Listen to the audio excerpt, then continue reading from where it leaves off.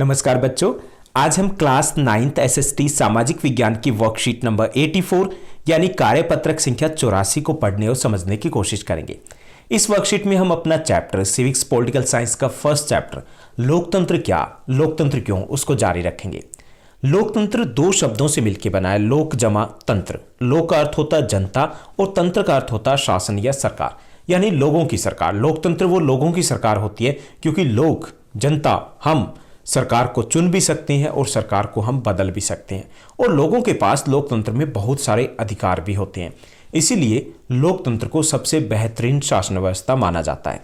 इस वर्कशीट में हम इसी चैप्टर से रिलेटेड कुछ और क्वेश्चन समझने की कोशिश करेंगे। तो चलिए शुरुआत करते हैं हम आज की इस वर्कशीट की। जैसा कि आप अपनी स्क्रीन के ऊपर देख पा रहे हैं, यह हमारी वर्कशीट नंबर 84 यानी कार्यपत्रक संख्या 84 रहेगा। हमारा विषय सब्जेक्ट एसएसटी सामाजिक विज्ञान है, जिसमें हम लोकतांत्रिक राजनीति यानी पॉलिटिकल साइंस सिविक्स का फर्स्ट चैप्टर लोकतंत्र क्या, लोकतंत्र क्यों, उसको समझने की कोशिश करेंगे। आज की दिनांक रहेगी 16 फरवरी 2021। इस वर्कशीट में भी हमें टोटल 10 क्वेश्चन दिए गए, including very short, short and the long answer type question. हमारा जो पहला क्वेश्चन यहाँ पर दिया गया है, एक दलीय शासन व्यवस्था क्या होती है। जैसा कि हमने पिछली वर्कशीट में डिस्कस किया था कि 3 प्रकार की शासन व्यवस्था होती है, एक दलीय, द्विदलीय और बहुदलीय।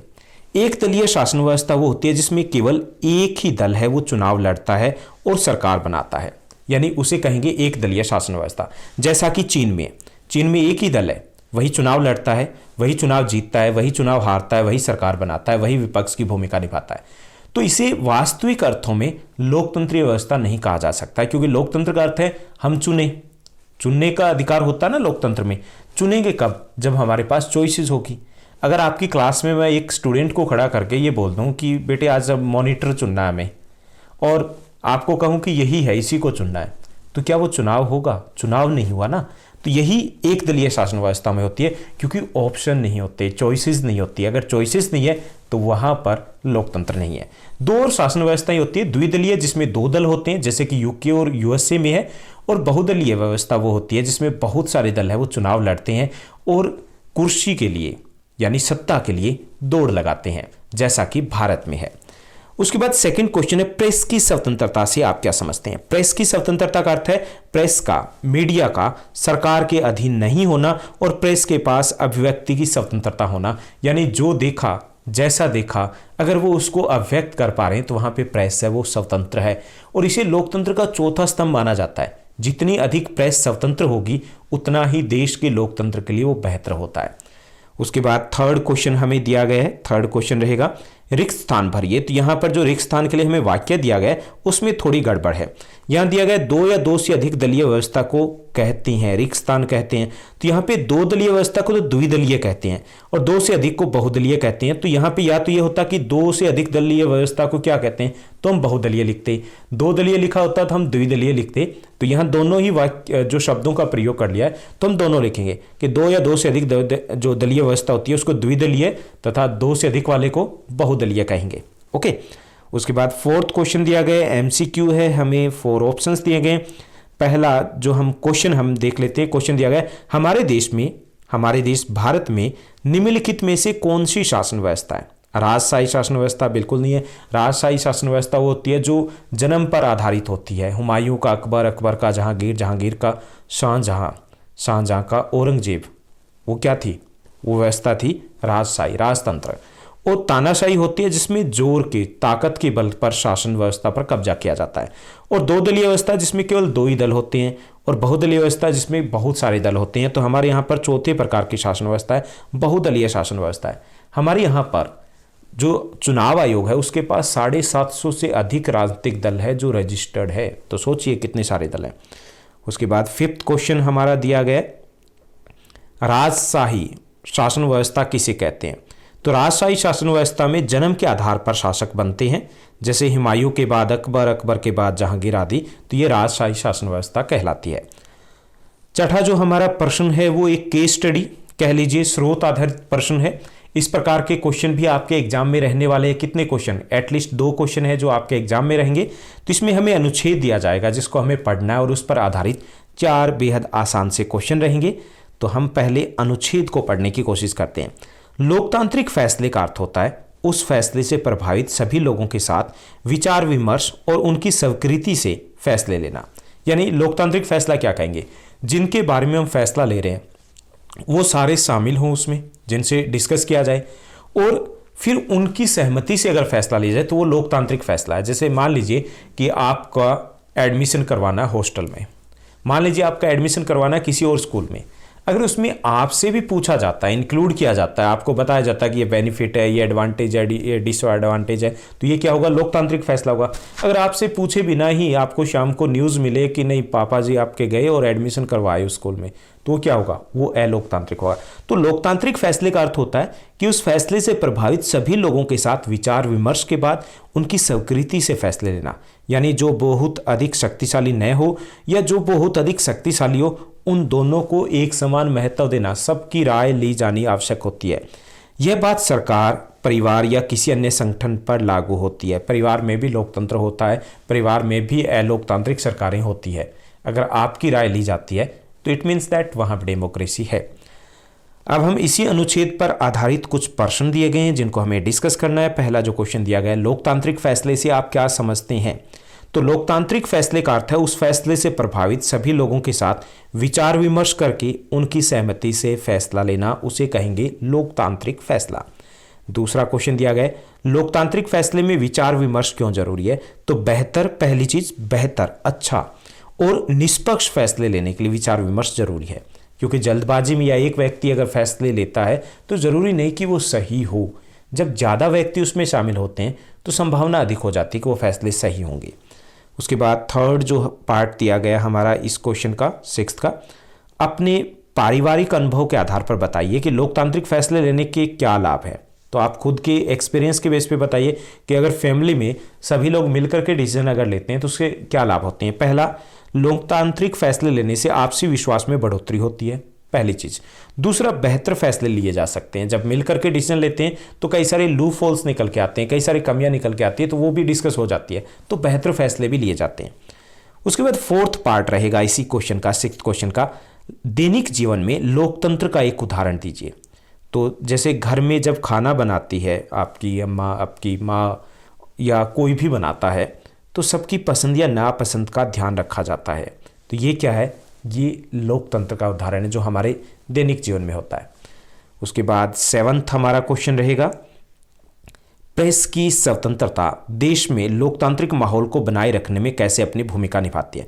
तो पहली चीज कि प्रेस की स्वतंत्रता का अर्थ क्या? प्रेस मतलब मीडिया, ओके, जो टीवी चैनल देख रहे हो, न्यूज़पेपर देख रहे हो, तो ये क्या, ये प्रेस है।